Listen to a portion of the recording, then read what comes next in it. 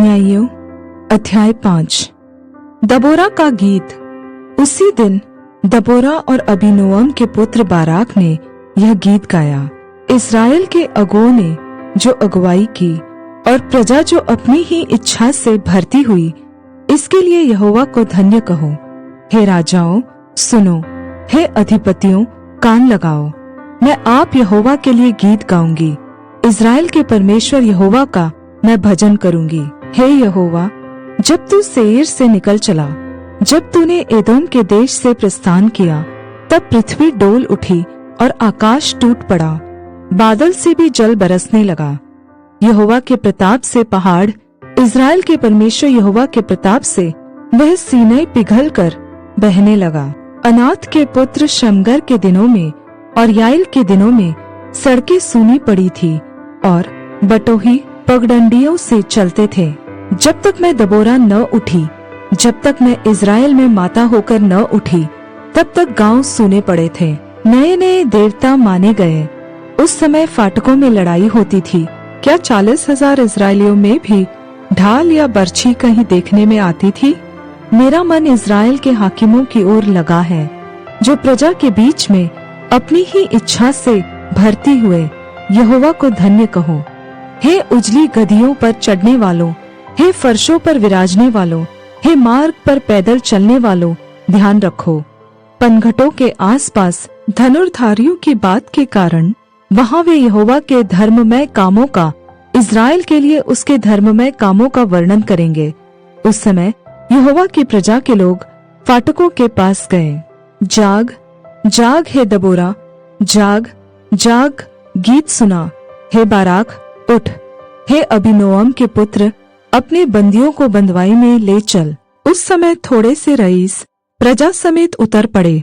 यहोवा शूरवीरों के विरुद्ध मेरे हित में उतर आया। एप्रैम में से वे आए जिसकी जड़ अमालेक में है।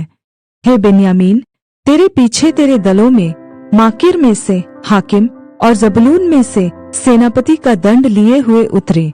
और इस्साकार के हाकिम दबोरा के संग हुए।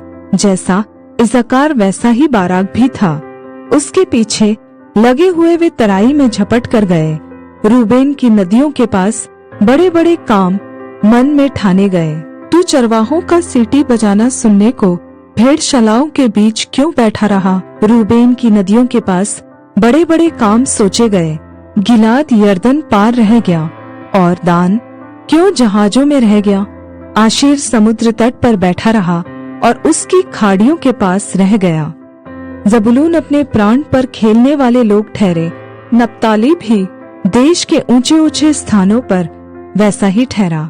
राजा आकर लड़े। उस समय कनान के राजा मगिदो के सोतों के पास तनाक में लड़े, पर रुपयों का कुछ लाभ न पाया। आकाश की ओर से भी लड़ाई हुई, वरन तारों ने अपने अपने मंडल से सीसरा से लड़ाई की। कीशोन नदी ने उनको बहा दिया, अर्थात वही प्राचीन नदी जो कीशोन नदी है। हे मन, हियाव बांधे आगे बढ़। उस समय घोड़े के खुरों से टाप का शब्द होने लगा। उनके बलिष्ठ घोड़ों के कूदने से यह हुआ। यहोवा का दूत कहता है कि मेरोज को श्राप दो, उसके निवासियों को भारी श्राप दो, क्योंकि वे यहोवा की सहायता करने को, शूरवीरों के विरुद्ध यहोवा की सहायता करने को न आए। सब स्त्रियों में से केनी हेबेर की स्त्री याएल धन्य ठहरेगी। डेरों में रहने वाली सब स्त्रियों में से वह धन्य ठहरेगी। सीसरा ने पानी मांगा, उसने दूध दिया। रईसों के योग्य बर्तन में वह मक्खन ले आई। उसने अपना हाथ खूंटी की ओर, अपना दाहिना हाथ बढ़ई के हथौड़े की ओर बढ़ाया और हथौड़े से सीसरा को मारा। उसके सिर को फोड़ डाला और उसकी कनपट्टी को आर पार छेद दिया। उस स्त्री के पांवों पर वह झुका, वह गिरा, वह पड़ा रहा। उस स्त्री के पांवों पर वह झुका, वह गिरा, जहां झुका वही मरा पड़ा रहा। खिड़की में से एक स्त्री झांक कर चिल्लाई। सीसरा की माता ने झिलमिली की ओट से पुकारा, उसके रथ के आने में इतनी देर क्यों लगी? उसके रथों के पहियों को देर क्यों हुई है? उसकी बुद्धिमान प्रतिष्ठित स्त्रियों ने उसे उत्तर दिया, वरन उसने अपने आप को इस प्रकार उत्तर दिया, क्या उन्होंने लूट पाकर बाट नहीं ली?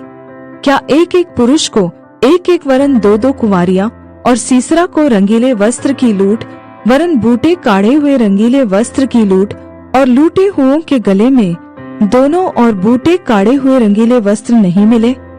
हे यहोवा, तेरे सब शत्रु ऐसे ही नाश हो जाएं, परंतु उसके प्रेमी लोग प्रताप के साथ उदय होते हुए सूर्य के समान तेजोमय हो। फिर देश में 40 वर्ष तक शांति रही।